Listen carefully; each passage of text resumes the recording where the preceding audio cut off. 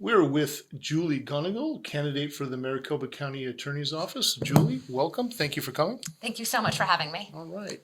You have an extremely impressive resume, and I would like you to share with our audience a little bit about your background and your education experience.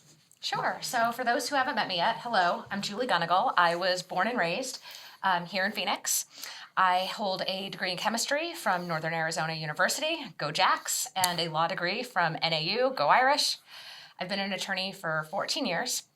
My background and experience in prosecution has been in both Elkhart County, Indiana, and then later in Cook County, Illinois, where I was in financial crime and public corruption, which is a big fancy title for all day, every day I dealt with people who had stolen either large sums of money or more commonly, politicians who were stealing from the taxpayers.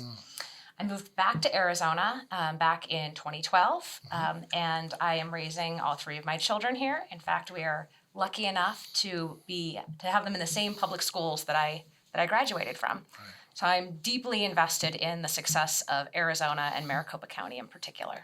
Outstanding. That's great. Thank you for sharing that with us. So we'll get right into it. You're running for Maricopa County Attorney. Why this office, and why do you think you're the most qualified candidate in the race? And what qualities that you possess set you apart from the rest of the field? Sure. So I am running for this role because I believe our county attorney's office should be tough, it should be smart, and should be fair. Since I moved back to Arizona in 2012, I have consistently advocated for education, for better maternity care in prison, and for criminal justice reforms down at our capital. So it's not just nice words that I'm saying when I talk about criminal justice reform. I have stood for it and I have been advocating for it for a very long time. Nevertheless, I see this coming election and I know what's at stake. And I'm the only one in this race who comes to it with the background that I have, which is that I worked large-scale investigations where the crimes were against democracy, right? Where it was about money corrupting our system. And when I look at what's happened with Arizona, between our charter school millionaires, some of our corporate giveaways, or I think what we'll be spending a lot of time talking about today, our robust private prison industry, I think that really matters. And I think that both resonates with voters and is the change in experience that we need. We need someone in this office, first who has felony prosecution experience, because that matters. This is too important to be learning on the job. But more importantly, has her priorities straight, which is why I've come out on such a big platform of criminal justice reform in our state that'll keep us safe and save us money. Last, I think the most important issue that's raised its head lately is the composition of our Supreme Court. So I have two daughters, and I am terrified of raising them in a post-Roe v. Wade Arizona. And as you probably know, Arizona is one of the last states to have not repealed their felony abortion restriction. But what's more is it is still a misdemeanor in our state to even advertise contraceptives. So on the day that Roe falls, our county attorney is going to be the most important person in a woman's reproductive life. So in my view, it made the stakes even higher to get someone who shares our values into that office. Okay, very good. The office has been held by Republicans since, I believe, 1982, if I'm correct, at least the 80s. That's 4 decades of GOP control at the MCAO. Can you share to me what you believe the impact that has had on the Maricopa County Attorney's Office and Maricopa County writ large? And what would be the change in landscape if you're elected? That is such a good question. So yes, we've been in single-party control for over 40 years, and this office has a storied history. From Andrew Thomas initiating prosecutions against judges that he just didn't like, to a county attorney who was willing to walk hand in hand down the path of SB 1070 in some of the darkest times in Arizona history. Our county attorney's office has really been the epicenter of that. Now, that being said, I think that story is one that's more about single-party control than any particular party. I know that so much of what we've been talking about when it comes to criminal justice reform is bipartisan, right? And that's also true of political corruption. We know that political corruption knows no party. It's not a Republican thing. It's not a Democratic thing. It's not an independent thing. It's about unchecked power. So I think we're right to be looking at this office as an area of unchecked power in Arizona that needs reform. So that being said, if we were to get a candidate into that role who represents those reform minded ideas, there is immediate impact on day one. Because as you know, so much of what happens at our county attorney's office is a result of the prosecutorial discretion given to that person by statute. It's the authority to charge or not charge. It's the authority to ask for the maximum sentence versus a more lenient outcome. It's the authority to build diversion programs that steer people out of the way of the criminal justice system. So when I talk about this role, I first talk about the absolute, nearly complete prosecutorial discretion that it wields. In Arizona, this position has also held a secondary role, as you know, which is that of an advocate down at the Capitol. And there have been several previous county attorneys, in my view, who have taken terrible positions, but have been down there and been the forceful advocate. So that is a tradition that I would like to actually continue in this office, because there's so much that we can accomplish day one by getting someone in there who has their priorities straight. But a lot of the reforms we have to talk about have to start at the legislature as well. I see. Okay. Getting a little bit more local and down more on granular level, there's been let's talk about police. So there's been a reduction in the Phoenix Police Department of officer-involved shootings and killings. I think that went from 82 to 40, I believe, this year, which is a drastic decrease. What factors do you believe contributed to that decrease, and what would you do as a Maricopa County Attorney to ensure that that decrease continues? Yes, so keeping in mind that this is a decrease from being at nearly the top of the nation when it comes to officer-involved use of force and officer-involved shootings, and it is something to be praised. If we're going to assign credit for that, I think it needs to go to you, to your organization, and to so many others who have been such forceful advocates for reform. Because as you know, nothing ever gets changed unless you can measure it and unless you can be transparent about it. And I think the increased attention on this issue has been instrumental. I also think that the use of body cams have been instrumental as well as another effort of transparency to bring down the scourge that is police use of force cases. Okay. And have you seen policy shifts in the Phoenix Police Department, or at the mayor level, or at the county attorney's level, that has facilitated that at all? Or do you think that there could be much more progress in that area? Yeah, so I'm a big fan of civilian oversight, and I know that there has been a monumental push to get that done in Phoenix. So if we were to identify one reform that could happen outside the county attorney's office, it would be that. And I know that Mayor Gallego has made strides toward that. We'll see where that effort ends up. Okay. For the county attorney's office, I identified this on day one of my campaign. It has such a problematic history with officer use of force cases. And it comes via how cases arrive at that office. Right now, we use a vertical prosecution method, which means that the attorney who initiates the case sees that case all the way through, up through trial, sentencing, and sometimes even appellate and post-conviction relief. It means that those who would be prosecuting officer use of force cases are the very next day relying on those same officers and departments to prove other cases in court. Because at the end of the day, all of those cases get referred by these different departments. True. So what I've advocated for and what I believe is a best practice nationwide is have a completely independent bureau within the county attorney's office who is not in day-to-day contact with those officers for their line prosecution cases, who is able to effectively and impartially evaluate those officer use of force cases. And we know that that's, in fairness, that's not happening.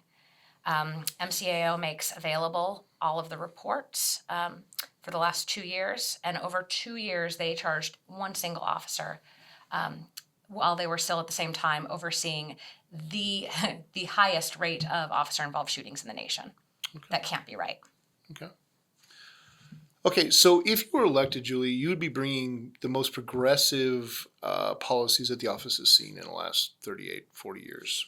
Are you concerned at all about the potential discord with a conservative law enforcement and a conservative staff attorneys at the MCAO? No, I'm not, and I'll tell you why. First, I loathe the idea of calling these progressive policies, right? Okay. Because for decades we operated with low prison populations and took smart stands on enforcement. Okay. So to call this progressive, I'm not sure is the right term. It could just as easily be termed 1970s Republican criminal justice Okay. policies. Nevertheless, I have multiple friends who are working in this office and others who are tired of the kinds of cases that they see. Okay. They're tired of these mandatory minimums. They're tired of sentencing and asking for sentences that are disproportionate with the crimes, but nevertheless, due to our sentencing scheme that is so broken, it's what they have to do. And most of all, they're tired of seeing low-level marijuana cases clogging up our court system. So I think by and large, we're going to see prosecutors sign on to this. I think police are in the same place. I think they're tired of seeing the same people, seeing the same cases, and seeing the same results of our broken system. Sure. And not being able or not having the resources to do something different and evidence-based about it. So I'm not sure that we're going to see that same level of pushback. The last comment I would have is that, there's not a conservative way versus a progressive way of prosecuting a homicide. That doesn't exist. But some of the smart reforms that we can make in this office are bipartisan, and I think we're going to see this legislative session as well. Okay.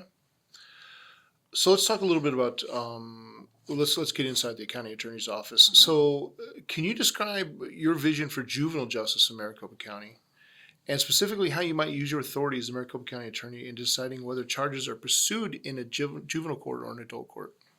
Yes, I think the presumption should be that if a juvenile commits an offense that would be a crime if committed by an adult, that those charges remain in juvenile court. And let me tell you why. The purpose of our juvenile court system is rehabilitation. And there are services there that are not available to adults in adult court. So I would start everything with that presumption. I would also stop the heinous practice of asking for life without parole for offenses that were committed while a juvenile. That is within the discretion of the county attorney's office, and it has to stop. And last, I would look at some of the more evidence-based policies that we could implement. We know that just this year, our county attorney commissioned a report on juvenile brain science, paid $500,000 for that report, and that report is junk science that seems to say that juveniles are just as capable of adults of formulating criminal thought and being that criminal mastermind. And we know, based on over 50 years of brain science, that that's not the case. So I would stop all of those practices, and I can do that on a day one basis. Last, and I think it's so important that you're asking this question, all of the reforms that are available and that we're proposing for adults who are in the system could and should be available to juveniles who are in the system as well. I see. So let's talk about that for a moment. One of the county attorneys in the state did commission that report. And it goes directly against what we're seeing in Padilla versus Kentucky, I believe it was. The Supreme Court jurisprudence that has come down talking about incorporating the science that the brain isn't developed until they're 25 years old, and taking juveniles out of death penalty, taking juveniles out of life without possibility of parole.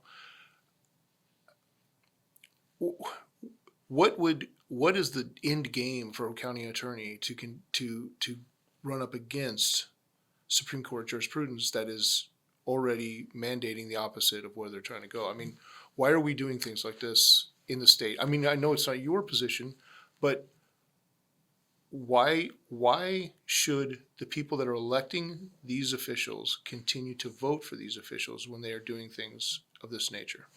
You've asked the billion-dollar question. Right. And the answer has to come back to money. Right. We know that our private prison industrial complex funds legislators and funds elections. There is big money in non-evidence-based practices, and there's big money in continuing our incarceration crisis. It's one of the reasons why I believe it's so important to have a public corruption-focused county attorney in this office. Okay. Very good. All right. So there's a disproportionate number of the juveniles, a disproportionate number of juveniles in the system are people of color. There's overrepresentation in the adult system, but specifically in the juvenile system, we're seeing that. What policies would you put into place to ensure fair and proportionate justice for those individuals? We only have an hour and a half. Yeah, okay. No, let's unpack that question first, because I think we need to start with the premise that our criminal justice system has systemic racism built in. Okay. And that's why we're seeing racist outputs, right? So we need to be thinking wholesale about criminal justice reform. And to start with the juvenile population, we know that the racism in our system starts with interaction with police, that our Black and brown children are more likely to have police contact. We know that they're more likely to be stopped when they're driving an automobile. We know that they're more likely to be referred into the system. And when they are referred into the system, they're more likely to be charged with more crimes. We also know when it comes to plea bargains, they get some of the least favorable plea bargains around. So we need to be able to break that pipeline. And I see a few big opportunities. First, by statute, the state's attorney's office is empowered to create diversion programs that work. And in my view, those start right after police contact.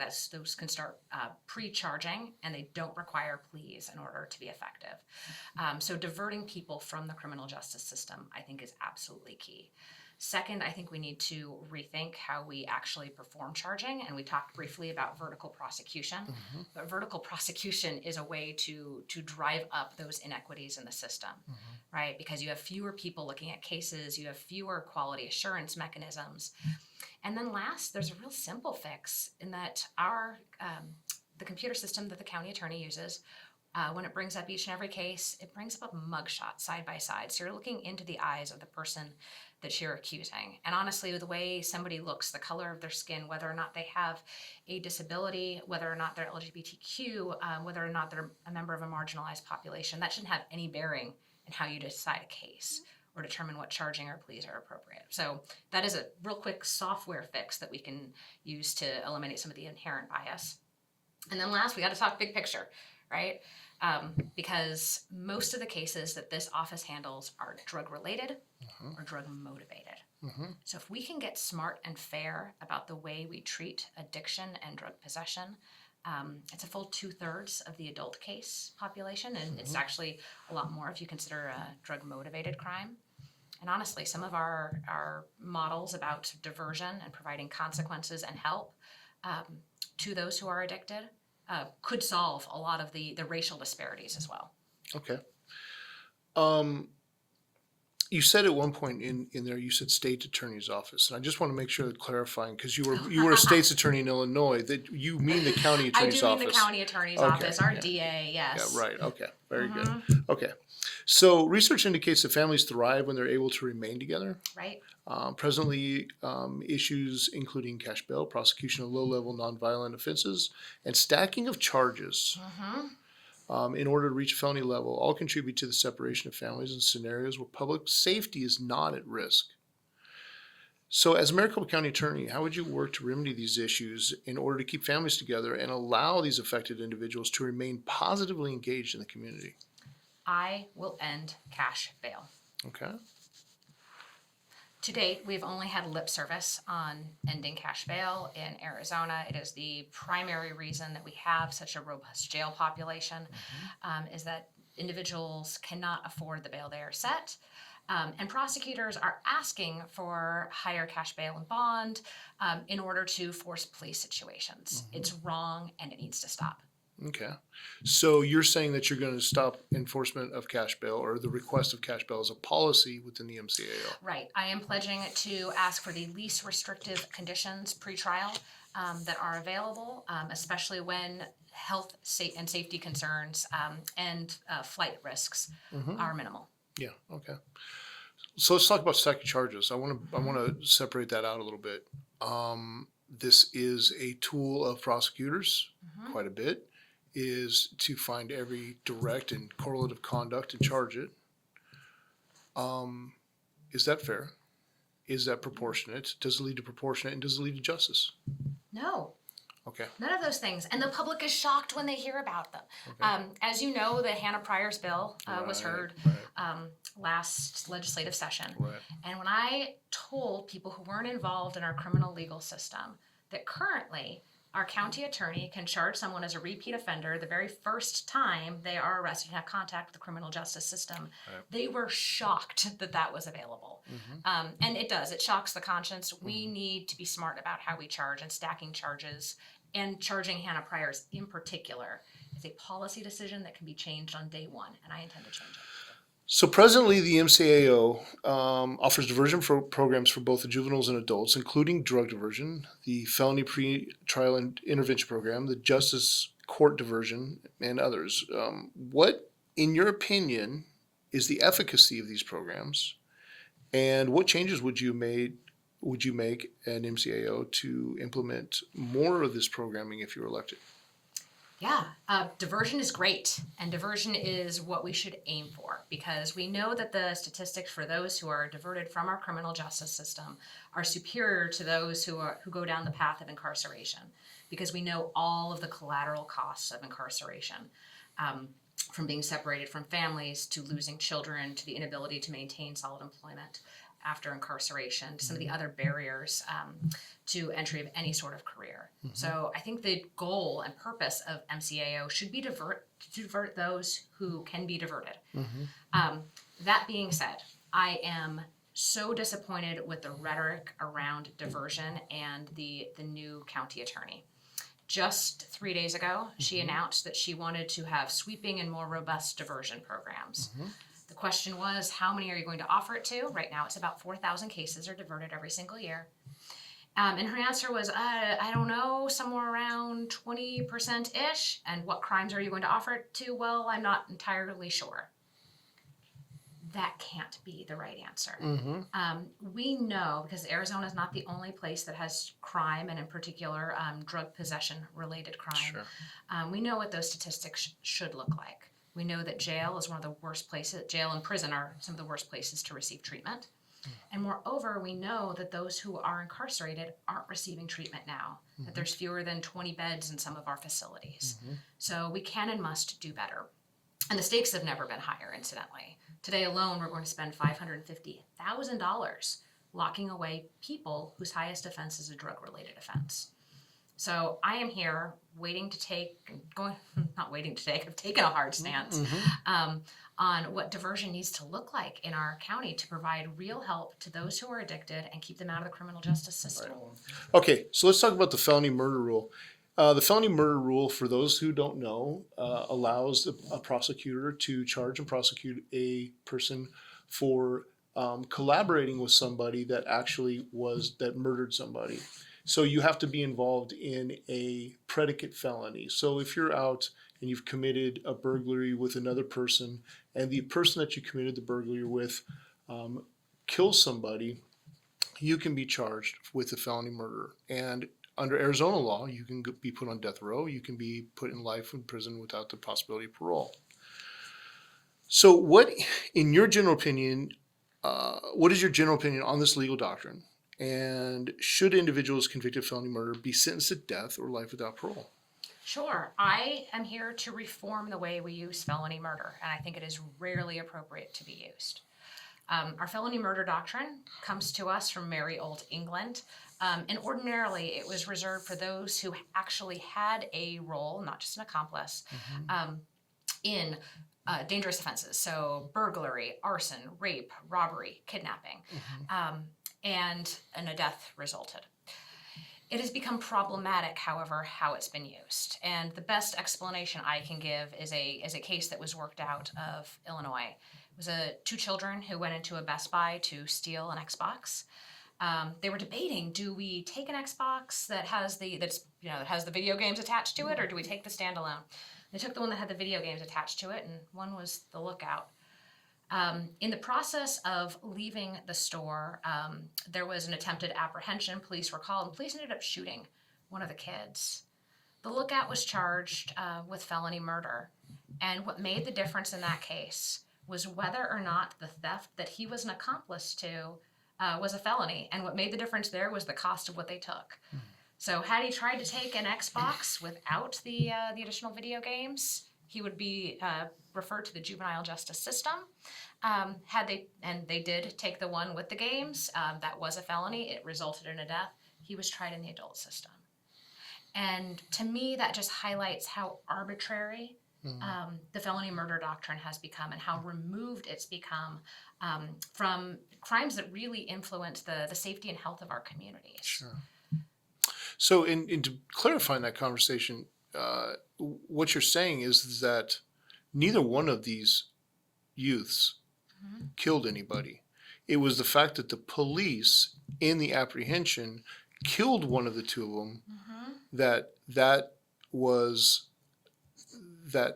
able to be charged as felony murder to the other child. Because it was a death that originated from the felony. And that's the broadness of the statutes as well. So does in cases when it's not, let's take a case when it's not. Let's not use that corner case. That corner case obviously points out the issues with the felony murder rule. Let's take a broader or a more narrow case of two hypothetical people going into to commit a robbery, and one of them kills. Does that lead to life without prison or life without parole or death penalty for the other person committing the crime, the underlying crime? In my view, no. That life in prison without the possibility of parole should be reserved for those who intend to kill, Right. or intend to cause serious bodily injury, like our first degree murder statute. Felony murder, in my view, has been expanded far beyond what it was ever intended to do. Okay. We have better evidence than we ever have, right, when it comes to some of these issues. And I think that's actually the origin of the doctrine, right? We used it in merry old England when we didn't have all of the cameras and cell phone evidence. Right. But now we have those, that advanced technology. It seems to me that this is a doctrine that's outlived its usefulness. Okay. All right. In broadening the discussion about the death penalty, what, if any, problems do you see with the death penalty? Oh, where to start on that? All right, so Maricopa County is in the 99.9th percentile in the number of death penalty notices that we file. It quite literally overwhelms the defense bar, who is capable of handling these cases. And many times these death penalty notices are pled out to life without the possibility of parole. I find that extremely troubling because the death penalty is the ultimate punishment. Sure. It's not the ultimate plea bargaining chip. And we need to take those numbers down. And I've come out on a platform of reforming the way that we use the death penalty in Maricopa County. And it is a non-starter to me that we use it in a racially biased way and disproportionately charge our Black and Latinx communities and file death penalty notices. It's also shameful that we are a bring your own drugs state, and that needs to change. So as it stands right now, that's a non-starter with me. Okay. Let's turn to criminal sentencing. Under the Arizona sentencing scheme, a person with one or more prior felony convictions is sentenced an enhanced sentence bracket. In addition to that, aggravating circumstances can be applied to that enhanced sentence. Very often, the very felony that got the person in an enhanced bracket is then turned around and used again as an aggravating circumstances. That, to me, in my mind, is the prototypical two bites at the apple, which most of our criminal justice system eschews away from. Do you think it's appropriate as a policy for MCAO to set that once you use an enhancer, once you use a felony for an enhancement, you cannot turn around and use it for an aggravating circumstance? Yes. Okay. We need to end that practice. Right. That is just one more example of how broken our criminal justice system is. We know for so many of these crimes, they already come attached with mandatory minimum sentences. This is just one more example of how we're driving up the number of years somebody is going to spend in jail or in prison for an offense. And we know that oftentimes this results in unjust and disproportionate sentencing. So will I use it both in aggravation additionally? No. I think that's a better policy to set.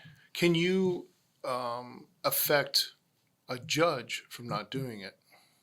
Not with respect to the category, but yes, with respect to arguing mitigation and aggravation. Sure. That is surely within the county attorney and the line prosecutor's discretion on how to use. And we would set policies that would rein in a little bit of that discretion.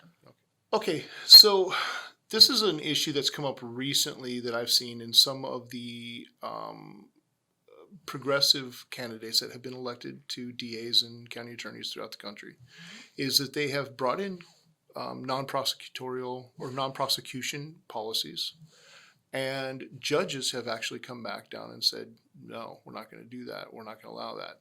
So my question, I'm going to broaden it out a little bit. Where does prosecutorial discretion end and violation of separation of powers begin as far as not affecting legislative intent and thereby voter intent?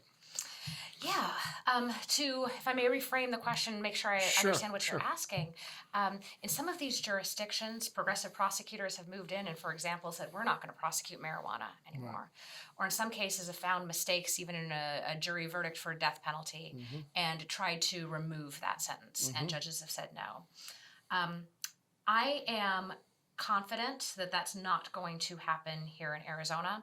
First, because our statute is so much better with respect to prosecutorial discretion, right? The prosecutor does hold all the cards, is in charge of whether or not to charge a crime, and is in fact specifically empowered to dismiss when appropriate. So I find confidence there. But your question is a really smart one because it hasn't been asked so often before, because we've always heard from candidates whose pledge is, I'm going to be tougher. I'm going to charge more crimes and not fewer. The simple fact of it is, though, Arizona has 1,500 felonies on the books. In the last decade, we've only made charges on under 1,000 of them. So we already have prosecutors who are saying no to certain charges, right? And this is a situation where the voters are directly deciding.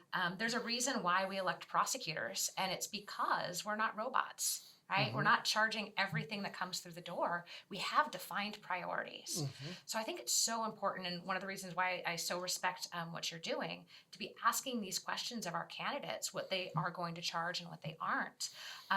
Because the voters need to decide what the priorities of that office should be. And I've outlined since day one what my priorities would be, which is I think we need to have a strong focus on violent crime, crimes against our women, our children, our seniors, a tough stance against public corruption, and a tough stance on human trafficking. And if I could devote more resources of the office away from drug offenses and simple possession in particular, and towards those serious crimes that make our communities less safe, that's exactly what I'm going to do. What do you mean when you say, let me unpack that term a little bit, tough on? What do you mean when you say you're going to be tough on those crimes? I'm taking back the term tough on those crimes. I don't think we've invested significant resources in things like public transparency.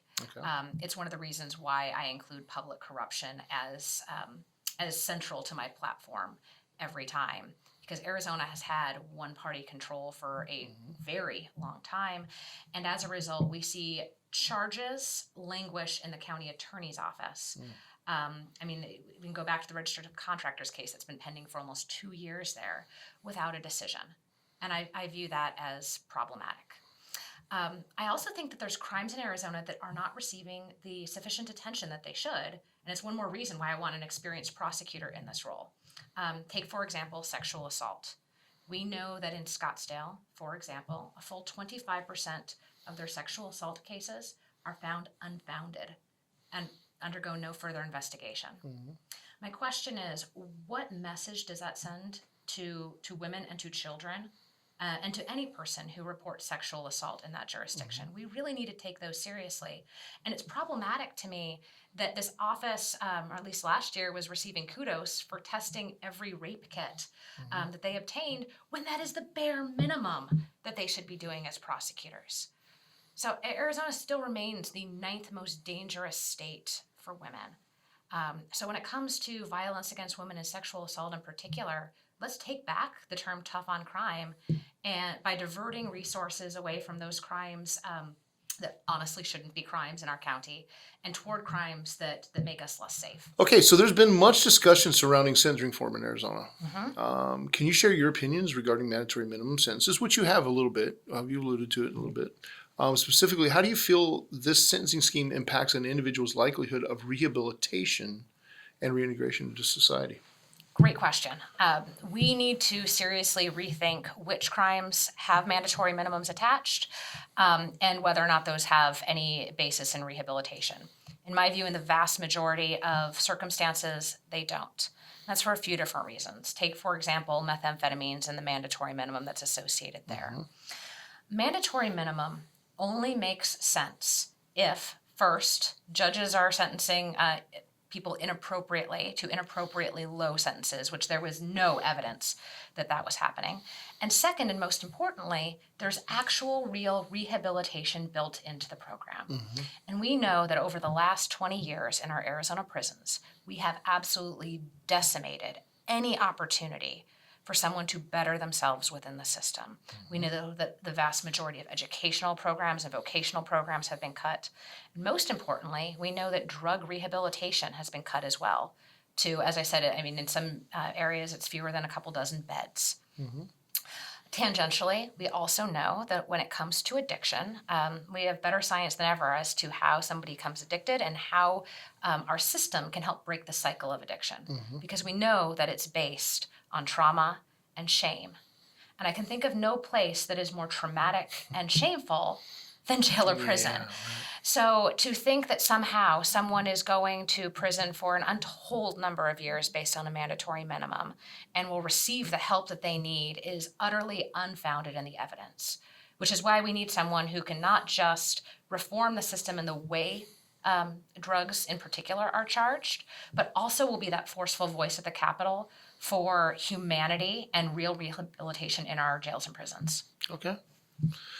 Beyond sentencing reform, what other types of legislation would you like to see enacted while serving as the Maricopa County Attorney if you were elected? Well, again, we only have an hour and a half. Right. So my big priorities in Arizona is that we need a healthier, safer, more educated state, right? So many of the reforms that I am proposing aren't just the moral and right thing to do. They're going to be reforms that will save Arizona a ton of money, to the tune of almost $500,000 per day if we can get it right on drugs. So what would I like to see? I'd like to see real investments in public education. I would like to see an end to the school to prison pipeline, and in particular, central to that focus is making sure that we bring down our student to counselor ratio. We have an outrageously high student to counselor ratio even after the investment that happened last legislative session. And then I would like to see so many of the reforms that I am proposing codified, because I don't want this role forever. I'm not in it for life to be your county attorney. I am there to make the changes and then return to private life. So I would like someone to take a smart and fair look at our criminal law, revamp Title 13, and make these reforms permanent.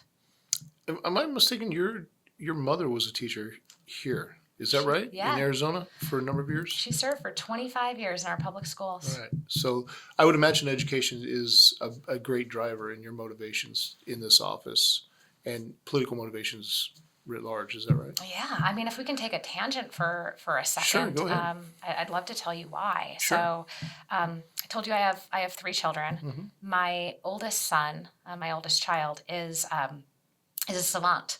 He is on the autism spectrum. There is quite literally not a place for him in Arizona schools. We had to take him out of school. We had to create a Frankenstein education of private and public programs for him. And anyway, long story short, he is now 11 and he just passed algebra at our community colleges. That's amazing. Yes. But it comes from a real place of sacrifice and privilege, right? Because Sure. not everybody has the mechanisms that I do to provide for their kids. Sure. And it's one of the reasons I got involved with Arizona politics. We cut a number of our programs in 2008 as a result of the Great Recession. Sure. Never brought them back. Gifted education is one of them. And it breaks my heart because I know that our gifted students represent between 3 and 7% of our population. They represent between 15 and 25% of our high school dropouts, and they are disproportionately represented in the juvenile justice system. So when we think about our students who are high potential, we are literally diverting them down the school to prison pipeline faster than almost any other population. And it's something that needs to change. Last legislative session, we had a surplus. It was a rainy day. Right. The rain fell to the tune of $5 million and an increase to our private prison guard's salary. Right. Incidentally, $5 million is the exact same cost as fully funding our gifted education mandate. So I view it as one more area where Arizona doesn't have their priorities straight. So efforts are underway to put marijuana legalization initiative on the ballot in Arizona 2020. We've got a long storied history with marijuana in Arizona, which led to ultimately the Citizens Protection of initiatives, right? Citizen protected laws. While this remains a somewhat divisive topic, public support for recreational marijuana legalization continues to increase. What is your position on the decriminalization of marijuana or legalization of marijuana? Because those are two different things. And if there's no change in legislation during your time as MCO, if elected, would you prosecute marijuana-related offenses? And do you support expungement of prior convictions related to marijuana? Yeah, let me see if I can get all of that answered. I know, it's a lot. It is. So first things first, I was the very first person to declare in this race and say that I will no longer prosecute low-level marijuana offenses. It is the right thing to do. Arizona, as you probably know, still has marijuana as a felony. Everything from residue to a pound is a class 6 in our state. I am committed to no longer prosecuting those crimes, and the class 5, which is plants. Moreover, I am committed to dismissing every current case that is pending were I to be elected. Now, the problems in Arizona are still manifold, even if we get a prosecutor into this role who does not believe that smoking marijuana should be a crime. And that is that we still don't have an expungement statute in our state. So one of the things that the voter initiative does, and it's the Smart and Safe Marijuana Act, and there's rumblings of a second one, but one of the things that it does is it creates an expungement scheme, right, where those who have certain amounts of marijuana in their conviction past could actually get a real expungement and truly get that second chance that they deserve. So in that respect, the act is very appealing. Now, that being said, you know, I'm an attorney, so the answer to anything is sometimes probably. There's things that are probably going to be difficult within that act. First, it creates a new marijuana offense, which is misdemeanor possession. I don't think Arizonans want marijuana prosecuted at all, whether it be a felony or a misdemeanor. So I view that as potentially problematic. I also view the expungement process as potentially problematic. It provides an expungement under 2.5 ounces of marijuana. How do you prove that when you were convicted of an offense, it was for under 2.5 ounces of marijuana? It's not typically something that's listed in your... There's no statutory threshold on that in the crimes, right? Exactly. Right. So I view that as what might be a coming bureaucratic nightmare. That being said, it is a nice end route for the legislature and would create a voter-protected schema in Arizona that I think is mostly useful. On a previous conversation that you and I have had, I had brought up the marijuana legislation that was coming up, and you had taken some pretty strong positions on that you were not happy with that legislation. Yeah. Can you identify what areas you thought that legislation was lacking and what you'd do to fix it? Yeah, I think in particular we were talking about the voter initiative, right? I thought we were talking about.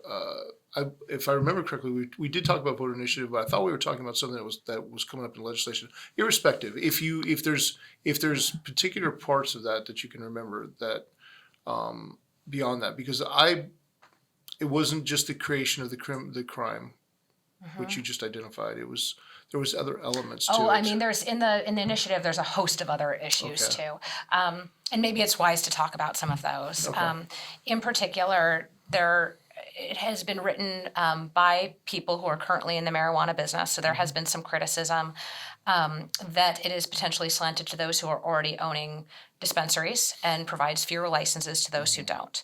That being said, that's kind of out of the purview of the county attorney's office. Sure. One of the big concerns I have is over its regulation. The initiative continues regulation under the Department of Health Services.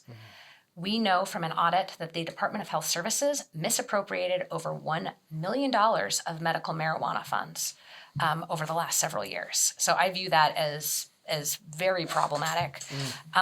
We also know that their oversight over dispensaries, and in particular places where there's been mold or bugs right alongside the medicine that people rely on, we know that they haven't taken the hard stances that they need to shut down those places that are disgusting, dirty, and that quite honestly should be closed. So I view that as problematic as well. I think that those Is were that- some of the is issues that what that you we remember? were discussing. Yeah, Yeah. absolutely.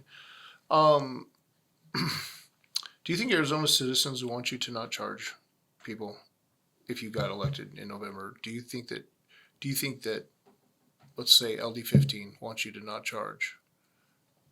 I'm just using that as a random example. It's a random, very specific example. But yes.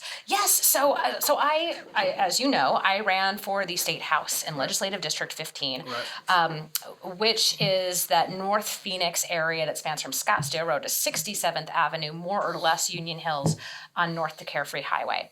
It is known to be a conservative district. It was a 20-point Republican district when I started my campaign. We closed 14 points and knocked 40,000 doors.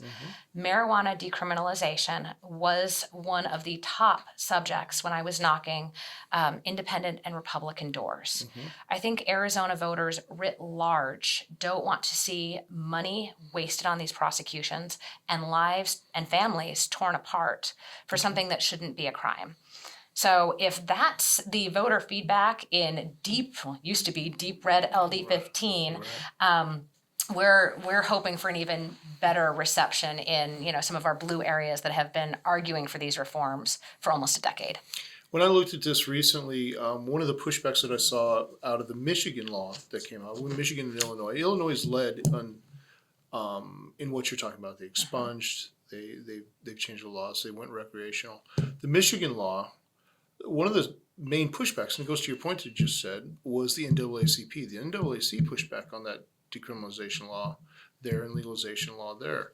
So do you believe that there's a unified house in the more traditional blue and left support networks?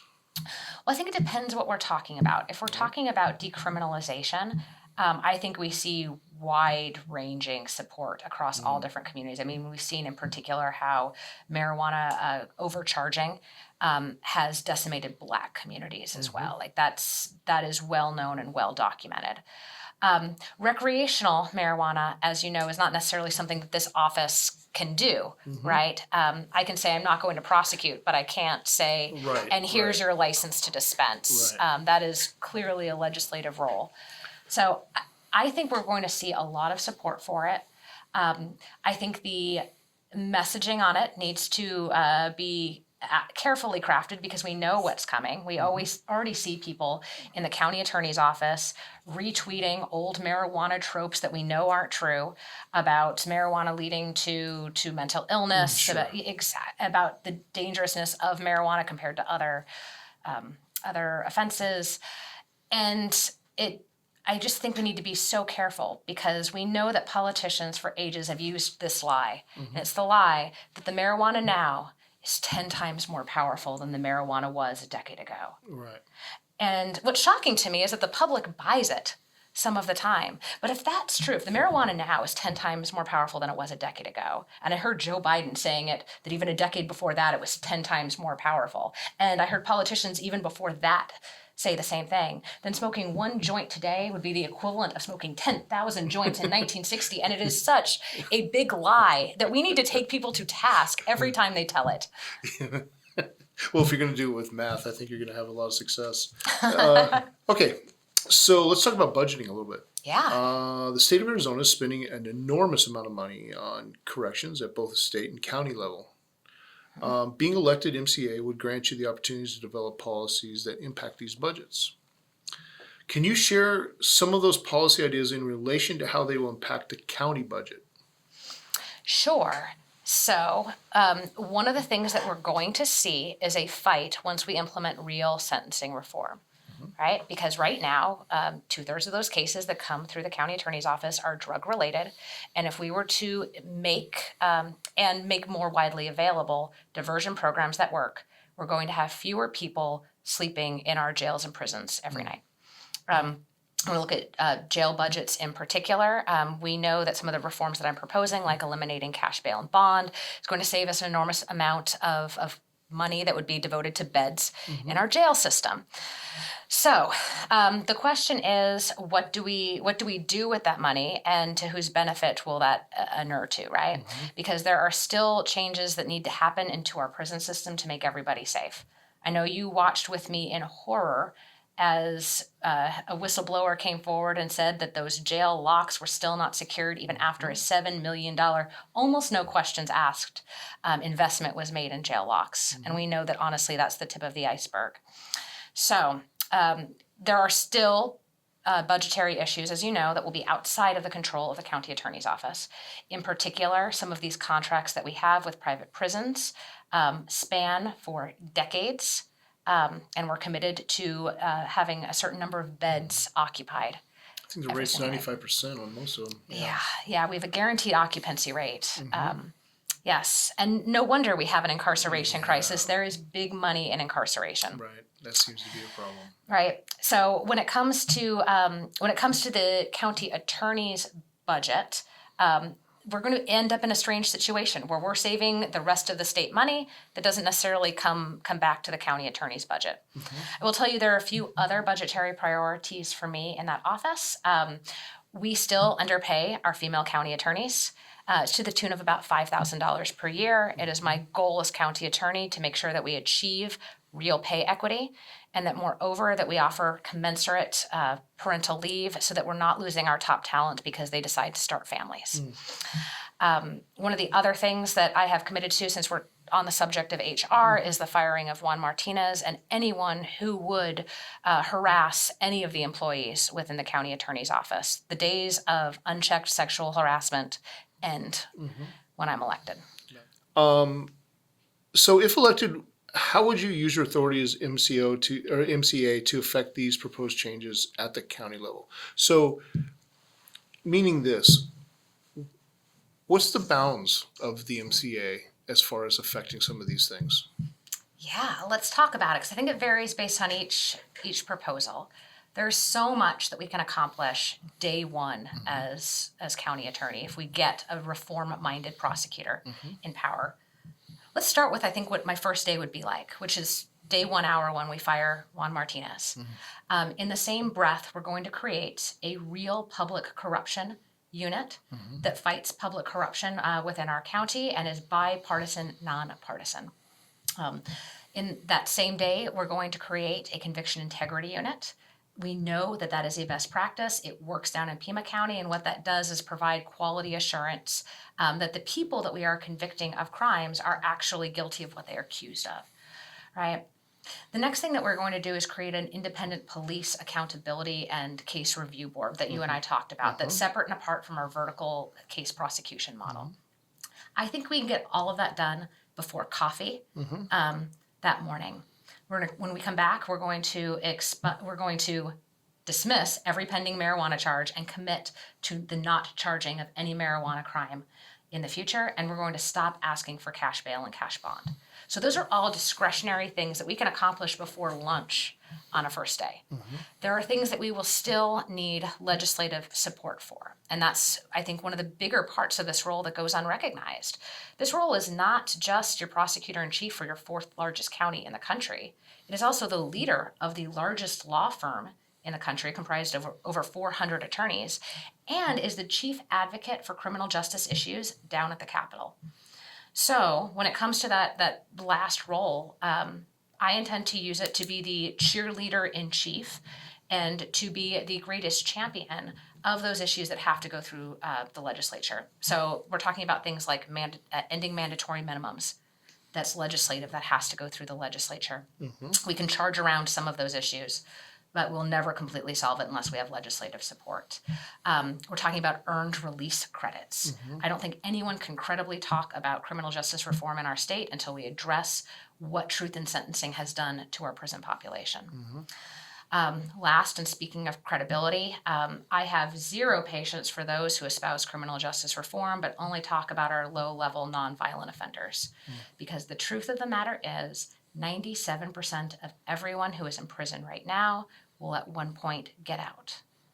So if we're not focused on people who have committed violent crimes in their past and providing real rehabilitation while they're incarcerated, we are doing a disservice to our community. And that's one more thing where we need the legislative support to actually implement those programs within our jail and prison system. You've talked about, and some of your other progressive candidates that are running for MCAOs talk about drugs. But when we talk about drugs, we talk about simple possession. You've identified it as low-level drugs. But the issue is that most times these drug crimes are correlative to other criminal conduct. They can be just possession. But I think that that's a pretty, I haven't looked at the data, but I think that's a pretty narrow field. I think it's always related to some other criminal act, and when they're searched, then they found drugs or whatever. Okay, so the question is that if you're making these decisions on drug crimes, and you're not going to charge these drug crimes, are you not going to charge the drug crimes if they're related to other criminal activities? Oh my goodness, that is such a good question. So I spoke to a gentleman the other day who has been out of the system for 20 plus years. He was an addict, and he didn't show up as an addict though in the system. What he showed up in the criminal justice system, and what his record is for a series of thefts, right? And what ended up happening that changed the course of his life was a judge wisely said, hey, listen, I know you're not charged with a drug-related offense, but here's drug-related treatment, because the line of crimes that you are committing is correlative to an addiction issue. So when we address addiction, I think we're really smart not just to talk about simple possession, because we know there are simple possession cases, but that's literally the low-hanging fruit in the criminal justice reform realm. We need to be talking about overcharging that results in something other than simple possession. So those cases that we hear about where somebody splits a 20 rock and all of a sudden with their friend in order to pay for their crack, and as a result ends up with a sale charge, which of course is a huge enhancement and carries with it a wider realm of penalties. So we need to be thinking about overcharging, but we also need to be thinking about drug-related crime. Right? Because when we look at our thefts, if we look at our burglaries, we know that the root of so much of those crimes are addiction related too, which is why I think the model has to be that drug treatment is plentiful, it is available, it is a first step and a diversion program that is offered to hopefully everyone who commits a drug-motivated offense. And that if someone were to commit another offense after that offense, the model has to be first accountability, but then even more help, because we know that that's what's evidence-based and that's what works, right? If we really want to stop the cycle of addiction in Maricopa County. Right, okay. These policies, these numbers that you espouse, you're very good. You've got a lot of statistics, and we've seen this in the criminal justice reform movement. How do you make it real for John Q. Citizen? How do you make it real for somebody that's never been impacted, doesn't necessarily have any type of idea what $550,000 a day means as a budget? That's an overwhelming number. It's probably too overwhelming a number if you start doing the math on a year basis. Doesn't know that $1.2 billion is a high expenditure. Like, these things are just abstract concepts to them. So how do you make it real to those people? How do you bring them into understanding the import of the policies you're discussing? Sure, and that's something that we're engaged in every day of the week and twice on Sunday in my campaign. We message on a daily basis not just the morality of the positions that I'm taking, but the economic savings. So somebody's not going to understand what a huge number, $550,000 a day is, but they sure do understand what it means that we can hire thousands more teachers, when we can take the class sizes down. There was a Cato Institute study, not known for being the most progressive criminal justice reform effort. And one of the things that they found was that if we were to take our rate of incarceration down to what Utah is, again, not known for being progressive on many of these issues, we would be able to take down both our class sizes and give teachers a 20% raise on day one. So it's messaging like that. What does that money actually mean? Secondly, it's talking about addiction. It really is, because addiction touches 1 out of every 3 people in our country. They know someone, or they have suffered through it themselves. So if we can make real to them how this office has been detrimental to those who are addicted and how it's actually impeded people being able to start again and to get sober and stay clean and sober, that's been resonating as well. So we've talked about a lot of the policies that are important to voters in Maricopa County. I'm a conservative voter that voted for Joe Arpaio for 30 years. I voted for Russell Pierce. I voted for Andrew Thomas.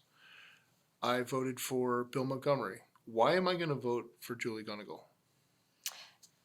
Sure. So, as if you were someone who voted for that string of politicians, I think you recognize now what it's cost our county.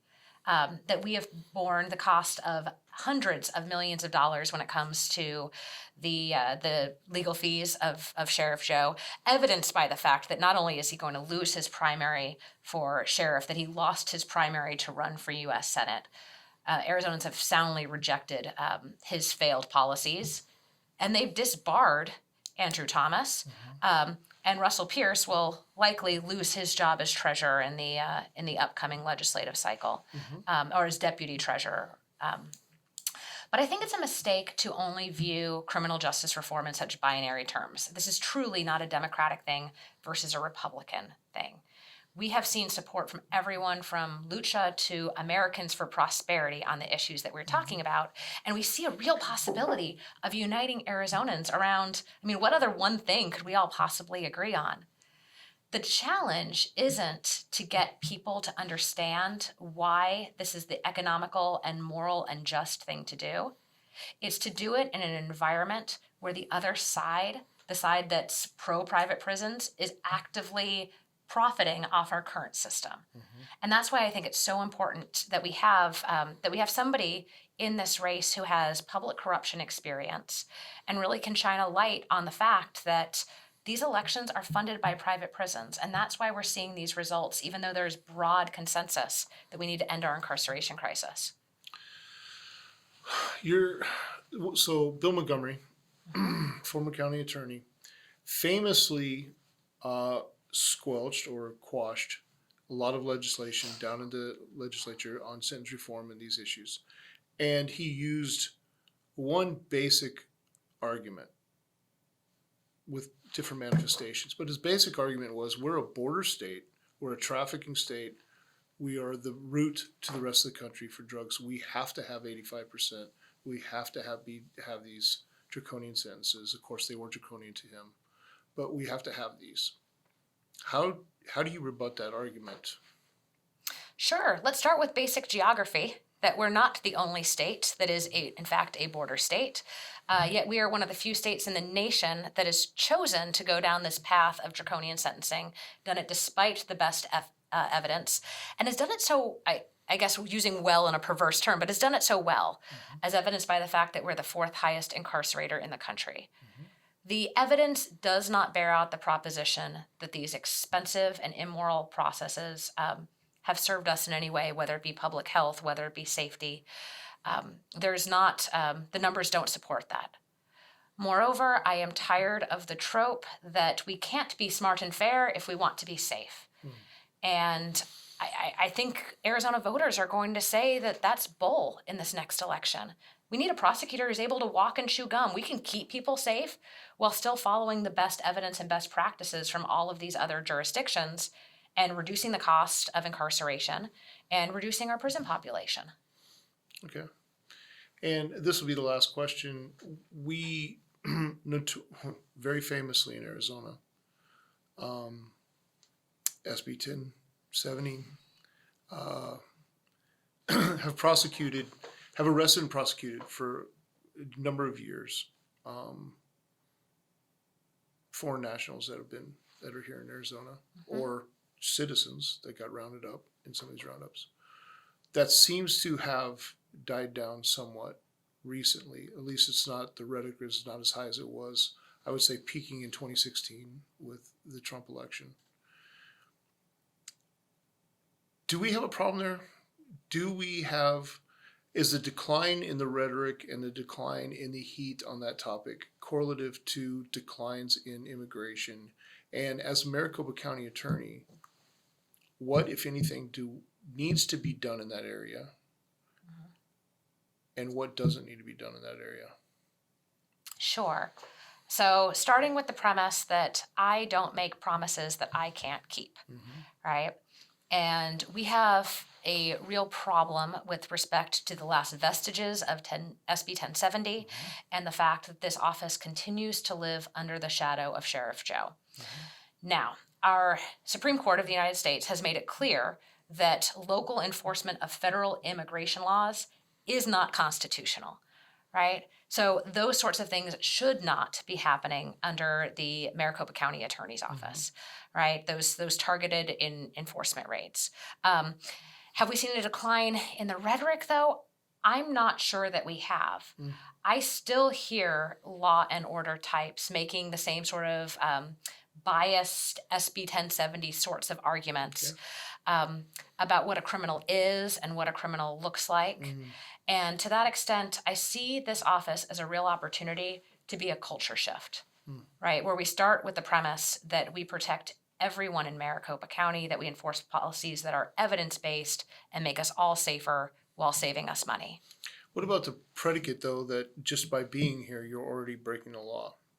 Sure, and again, the Supreme Court could not be more clear on that. Maricopa County and our Sheriff's Department does not enforce any sort of immigration-related crimes. Right. And the idea that someone would come and conscript our law enforcement to enforcing federal law should be antithetical to local control. Okay, excellent. Julie Gunnigle, this has been an amazing interview. Thank you so much for taking the time to come down and see us. We really appreciate it. And best of luck to you on your campaign. My pleasure. Thank you so much. You bet.